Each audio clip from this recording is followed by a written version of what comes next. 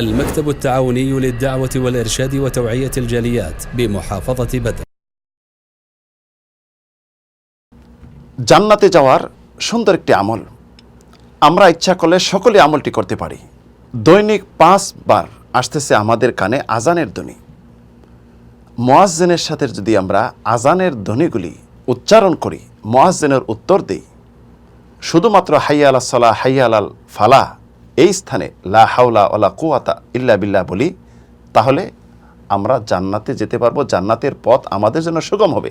ইমাম মুসলিম রাহিমাহুল্লাহ হাদিস বর্ণনা করেন ওমর ইবনে খাত্তাব রাদিয়াল্লাহু আনহু থেকে, রাসূল সাল্লাল্লাহু আলাইহি ওয়াসাল্লাম ইরশাদ করেছেন, ইদা ক্বালাল মুআদ্দিনু আল্লাহু আকবার ফাকালা আহাদুকুম আল্লাহু আকবার।